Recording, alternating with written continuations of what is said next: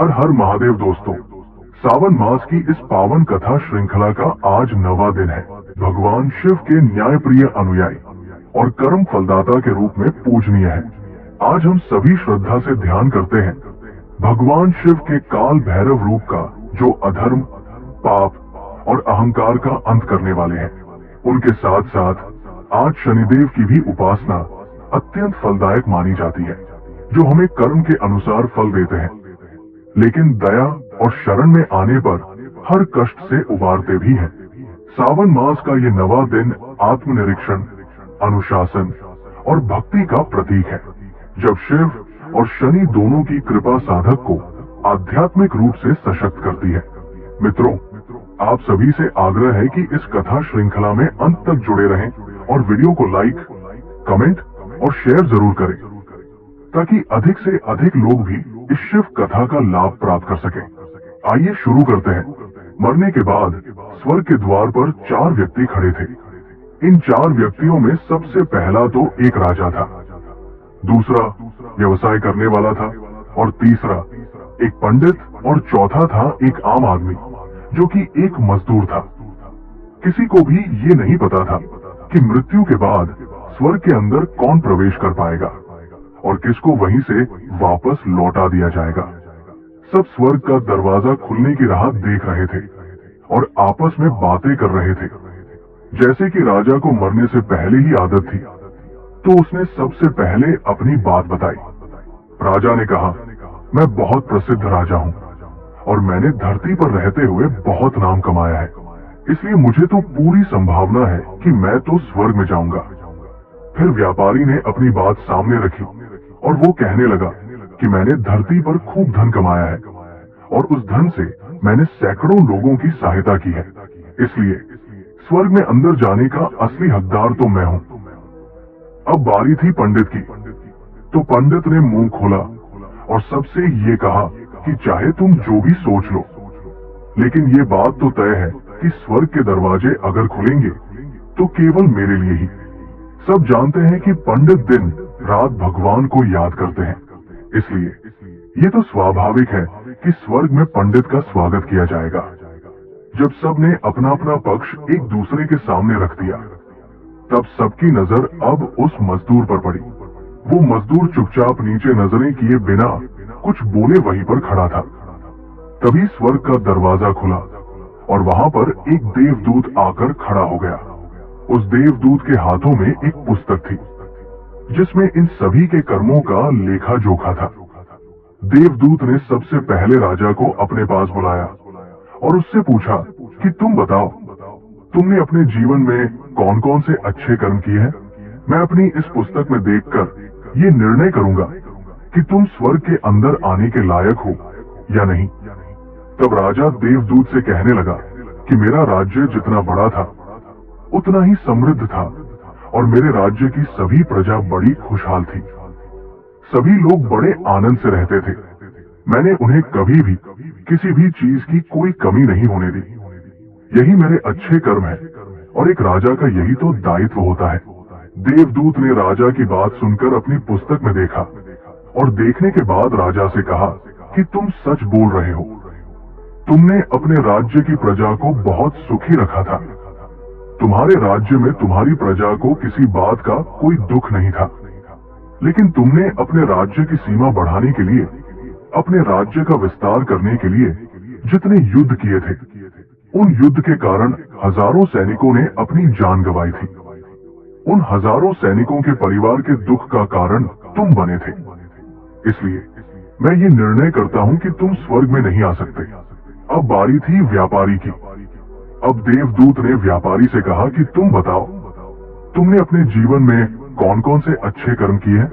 तब व्यापारी ने कहा कि प्रभु, मैंने सैकड़ों लोगों को भरपेट भोजन कराया है, कई आश्रमों में दान दिया है, कई बेसहारा लोगों के लिए घर बनाकर दिए हैं। यही मेरे अच्छे कर्म है। देवदूत ने फिर से अपनी पुस्तक में ध्यान से देखा और देखने के बाद व्यापारी से कहा कि तुम्हारा कहना भी बिल्कुल ठीक है कि तुमने अपने जीवन में बहुत दान पुण्य किए हैं, लेकिन ये दान धर्म तुमने जिन पैसों से किए हैं, उन पैसों को कमाने के लिए तुमने न जाने कितनी बार कितने झूठ बोले हैं। न जाने कितनी बार हेराफेरिया की है और जाने कितनी मिलावटें भी की है, इसलिए तुम स्वर्ग में नहीं आ सकते।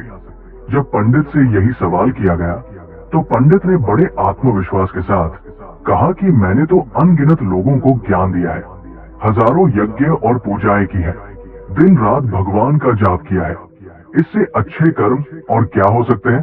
देवदूत ने पंडित की बात सुनकर अपनी पुस्तक के अंदर झांक कर देखा, तो फिर पंडित से कहा कि आपने जितने भी लोगों को जो भी ज्ञान दिया है, उन बातों पर खुद कभी अमल नहीं किया। आपने यज्ञ, पूजा या भगवान का नाम निःस्वार्थ भाव से कभी लिया ही नहीं, इसलिए आपका भी स्वर्ग में आना प्रतिबंधित है। आप स्वर्ग में नहीं आ सकते। देवदूत की बात सुनकर राजा, व्यापारी और पंडित बड़े हैरान थे। अब उन्होंने मजदूर की तरफ देखा तो वे आपस में ये सोचने लगे कि इस मजदूर को तो स्वर्ग में जाने का अधिकार ही नहीं है, क्योंकि ये तो इतना गरीब है कि इसने तो अपने जीवन में शायद ही कोई दान पुण्य किए हो। मजदूर ये सब देख रहा था और देखकर हैरान था। अब तक वो जिन्हें महान समझता आ रहा था, उनकी व्याख्या स्वर्ग के दरवाजे पर आकर पूरी तरह बदल गई थी। धरती पर जिन कर्मों को अच्छा समझा जाता है, उनका तो यहाँ पर कोई मूल्य ही नहीं था। अब देवदूत ने जब द्वार पर खड़े मजदूर को अपने पास बुलाया और फिर उससे पहले कि वो उससे अच्छे कर्मों के बारे में पूछता, मजदूर खुद ही बोल पड़ा, हे प्रभु, मैं जानता हूँ कि मैं भी स्वर्ग में आने के लायक नहीं हूँ, लेकिन मैं फिर भी एक बार बाहर से ही स्वर्ग को झांक कर देखना चाहता हूँ। बस इससे ज्यादा मेरी कोई इच्छा है ही नहीं, क्योंकि ऐसी इच्छा पालने के लिए मैंने तो अपने जीवन में कभी कुछ भी नहीं किया। मैं तो बस सारा दिन मेहनत करता और उनसे जो भी पैसे कमाता उन्हें अपने परिवार को पालने में खर्च कर दिया करता। इसलिए दान और धर्म के नाम पर तो मेरे पास कुछ बचता ही नहीं था। बाकी लोगों की तरह मैं भला क्या सेवा करता, क्योंकि काम के बाद जो थोड़ा सा समय मुझे मिलता था उसको तो मैं बस अपने बूढ़े माँ बाप की सेवा में ही बिता दिया करता। और फिर ये सब करने के बाद मैं कभी कभी मंदिर चला जाता और भगवान से जैसा भी मुझे उन्होंने दिया है उस जीवन के लिए धन्यवाद कहता। देवदूत ने मजदूर की बात सुनकर अपनी पुस्तक में बड़े ध्यान से देखा और थोड़ी देर देखते ही रहा। फिर उसने मजदूर से पूछा कि तुम याद करके बताओ कि तुमने कभी तो कोई अच्छा काम किया होगा। मजदूर ने फिर थोड़ी देर सोचा और उसके बाद बोला, हाँ प्रभु, मुझे बस थोड़ा थोड़ा सा याद है। एक बार की बात है, मैं बहुत भूखा था और मैं खाना खाने बैठा ही था कि एक बहुत ही कमजोर कुत्ता जो ठीक से चल भी नहीं पा रहा था, वो मेरे पास आ गया और मेरे खाने को देखने लगा। तब मैंने अपनी रोटी जो केवल एक ही बची थी उसे खिला दी और उस दिन मैं खुद भूखा सोया था। बस मुझे लगता है कि मैंने अपने जीवन में केवल एक यही अच्छा कर्म किया था। मजदूर की बात सुनने के बाद देवदूत मुस्कुराया और मजदूर को बड़े सम्मान के साथ स्वर्ग के अंदर लेकर चला गया। द्वार के बाहर राजा, व्यवसायी और पंडित एक दूसरे का मुंह देखते रह गए। दोस्तों, अच्छे कर्म, लोभ, मोह, माया इन सब भावों में आकर नहीं किए जाते, ना ही उन्हें अच्छे कर्मों की श्रेणी में गिना जाता है, बल्कि निःस्वार्थ भाव से, बिना किसी लालच के, बिना किसी स्वार्थ के एक भी अच्छा काम यदि आपसे हो जाए तो वो आपके जीवन भर के सभी पापों को नष्ट करने की सामर्थ्य रखता है। इसलिए जब भी अवसर मिले, निःस्वार्थ भाव से, शुद्ध मन से अच्छे कर्म जरूर करने चाहिए। ये थी आज की कहानी। आपको कैसी लगी कमेंट में जरूर बताइएगा। अब सुनिए आज का महात्म्य। देवी पार्वती ने भगवान शिव से पूछा, हे भगवान, आपने जो ये कहा है कि पहले कपर्दी का दर्शन करें, इसका क्या कारण है? क्योंकि वह तो आपका सेवक है। स्वामी के बाद ही सेवक का पूजन हो, यही सनातन धर्म है। देवी पार्वती का प्रश्न सुनकर महादेव जी कहने लगे, हे देवी, प्रभास क्षेत्र में सोमेश्वर देव के रूप में जो लिंग रूप धारी सदाशिव विराजमान है, वे इंद्रियातीत पुरुषों द्वारा चिंतन करने योग्य है। उनके वाम भाग में वराह रूप धारी भगवान विष्णु और दक्षिण भाग में प्रजापति ब्रह्मा जी विराजमान है। द्वापर की संधि में कलयुग प्राप्त होने पर स्त्री, मलिच्छ, शूद्र और अन्य पापाचारी मनुष्य भी भगवान सोमनाथ का दर्शन करके शीघ्र ही स्वर्गलोक को चले जाते थे। बालक और वृद्ध सभी उत्तम गति को प्राप्त होते थे। ये देखकर एक बार देवराज इंद्र आदि देवता मेरी शरण में आए और हाथ जोड़कर बोले कि भगवान, आपकी कृपा से ये संपूर्ण स्वर्ग मनुष्यों से भर गया है, इसलिए अब हमारे रहने के लिए कोई दूसरा स्थान दीजिए। जिनके लिए भयंकर कुंभी पाक सजाया गया, रौरव तथा शालमली आदि नरकों का निर्माण किया गया, उन्हें स्वर्ग में स्थित देखकर यमराज ने तो अपना व्यापार ही छोड़ दिया है। तब मैंने कहा, हे देवताओं, मैंने चंद्रमा की भक्ति से संतुष्ट होकर उनसे ये प्रतिज्ञा की है कि प्रभास क्षेत्र में सदा मेरा निवास होगा। मैं अपनी कही हुई किसी भी बात से कभी किसी प्रकार पलट ही नहीं सकता। जो लोग वहां मेरा दर्शन करेंगे वो तो निश्चय ही स्वर्गलोक में जाएंगे। हे देवी पार्वती, ये सुनकर देवता भय से व्याकुल हो गए और तुम्हें वहां खड़ी देखकर हाथ जोड़कर तुमसे बोले कि माते, आप ही हमें आश्रय दो। ऐसा कहकर वे तुम्हारी स्तुति करने लगे। देवता गण बोले, हे देवेश्वरी, आपको नमस्कार है। हे जगदम्बे, आपको नमस्कार है। हे कमल के समान नेत्रों वाली देवी, आपको नमस्कार है। स्वर्ण के समान गौर आकृति धारण करने वाली हे गौरी, आपको नमस्कार है। जगत की सृष्टि और सहार करने वाली महेश्वरी, आपको नमस्कार है। हे आर्यभद्रे, विशालाक्षी, त्रिलोक सुंदरी, आपको नमस्कार है। आप ही रति, धति, श्री, स्वाहा, स्वधा, सती, दुर्गा, मति, मेधा, पृथ्वी तथा सर्व स्वरूपा हो। आपने इस संपूर्ण चराचर त्रिलोकी को व्याप्त कर रखा है। नदियों, पर्वत, शिखरों, समुद्रों, गुफाओं, वनों, मंदिरों तथा मुनियों के आश्रमों में भी आप ही विराज रही हो। हे देवी, तीनों लोकों में ऐसा कोई स्थान मैं नहीं देखता जहां आप विद्यमान ना हो। विशाल नेत्रों वाली है माता, हमारी ये प्रार्थना सुनकर महान भय से हमें बचाओ। हे देवी, तब इंद्र आदि देवताओं के इस प्रकार स्तुति करने पर तुम करुणा के वशीभूत होकर हाथ मलने लगी। इससे गजराज के से मुख वाला एक मनोहर कुमार प्रकट हुआ, जिसकी 4 भुजाएं थी। तब तुमने देवताओं से कहा कि हे देवगणों, मैंने तुम्हारे हित के लिए इस बालक को उत्पन्न किया है। ये मनुष्यों के समक्ष सभी प्रकार के विघ्न उपस्थित करेगा, जिससे मोहग्रस्त होकर वे सोमनाथ का दर्शन नहीं करेंगे और फिर अपने पापों के कारण घोर नरक में जाएंगे। इसके बाद गजानन ने तुमसे विनय पूर्वक कहा, हे मां, मुझे आज्ञा दो, मैं तुम्हारी क्या सेवा करूं? तब तुमने कहा, हे पुत्र, तुम प्रभास क्षेत्र में जाओ, जहां सोमेश्वर लिंग के रूप में महादेव जी सदैव निवास करते हैं। वहां रहकर सोमनाथ की रक्षा करो, जिससे मनुष्यों को उनका दर्शन न होने पाए। हे देवी, तुम्हारे इस आदेश से गजानन वहां गए और सदा वहीं स्थित रहकर मनुष्यों के सम्मुख विघ्न उपस्थित करते हैं।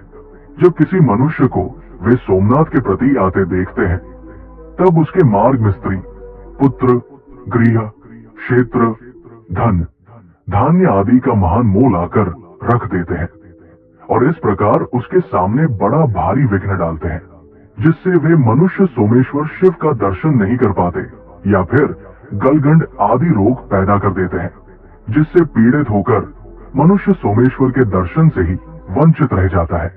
वे गजानन ही लोक पूजित कपर्दी है। इसलिए सोमेश्वर की प्राप्ति के लिए प्रतिदिन प्रयत्न पूर्वक कपर्दी की पूजा करनी चाहिए। उन प्रभास क्षेत्र के रक्षक गणेश जी का निम्नांकित स्तोत्र द्वारा स्तवन करना चाहिए। हे महादेवी, मैं कपर्दी का वो विघ्न नाशक स्तोत्र कहता हूं। तुम भी सावधान होकर और ध्यान पूर्वक सुनो। ओम विघ्नराज को नमस्कार है, कपर्दी को नमस्कार है, अत्यंत भयंकर दार वाले प्रभास क्षेत्र निवासी गणेश को नमस्कार है। सोमनाथ की यात्रा के निर्विघ्नता पूर्वक पूर्ण होने के लिए कपर्दी को नमस्कार करके मैं सिद्धि, बुद्धि, प्रियतम, मंगलकारी विघ्नराज की स्तुति करता हूं। जो महागणपति शूरवीर, किसी से भी पराजित न होने वाले, जय की वृद्धि करने वाले, एक 2 तथा 4 दंतों वाले, 4 भुजा वाले, त्रिनेत्रधारी, हाथ में त्रिशूल रखने वाले, लाल नेत्रों वाले, वरदायक अजय शंकुकर्ण, प्रचंड दंड नायक, लौह दंड धारी मुख से हविष्य ग्रहण करने वाले तथा भविष्य के प्रेमी हैं, और पूजित न होने पर जो मनुष्यों के सभी कार्यों में विघ्न डालते हैं, उन महाभयंकर पार्थी नंदन गणेश जी को मैं नमस्कार करता हूं, जिनके गण स्थल से मदद की धारा बहती है, नेत्र भयंकर हैं और मुख हाथी के समान है, जिनकी कान सदा एक सी रहती है, जो ध्रुव निश्चल और शांत है, उन विनायक को मैं प्रणाम करता हूं। भगवान आप सबसे पहले प्रकट हुए हैं। आपने प्राचीन देवताओं के कार्य की सिद्धि के लिए हाथी का रूप धारण करके समस्त दानवों को भयभीत किया और अपने को ऋषियों तथा देवताओं का स्वामी सिद्ध कर दिखाया। इस प्रकार है देवी, पूर्व काल में देवताओं ने शिव पुत्र गणेश जी की स्तुति करके अपना कार्य सिद्ध करने के लिए रक्त, चंदन मिश्रित जल और लाल फूलों से उनका पूजन किया। जो चतुर्थी को लाल वस्त्र धारण करके एक या दोनों समय पूर्वोक्त रूप से गणेश जी की पूजा करता है और नियम से रहते हुए नियमित भोजन करता है, वो सबको अपने वश में कर लेता है। संपूर्ण तीर्थों और समस्त यज्ञों से जो फल मिलता है, उसी को गणेश जी की स्तुति करके मनुष्य बड़ी आसानी से पा लेता है। उसे कभी कोई विघ्न का भय नहीं होता और वो अपने पूर्व जन्म की बातों का स्मरण करने वाला होता है। जो प्रतिदिन इस स्तोत्र का पाठ करता है, वो 6 महीने में ही इसका फल पा लेता है। वर्ष भर में उसे सिद्धि प्राप्त हो जाती है और भगवान सोमनाथ कृपा पूर्वक उसे फिर दर्शन देते हैं। हर हर महादेव। तो प्यारे भक्तजनों, आज के अध्याय में बस इतना ही। इसके आगे की कथा आप सभी कल के अध्याय में जरूर सुनिएगा। अगर कथा पसंद आई हो तो इसे लाइक जरूर करिएगा और कमेंट में हर हर महादेव लिखकर चैनल को सब्सक्राइब कर लीजिएगा। आप सभी का बहुत बहुत धन्यवाद।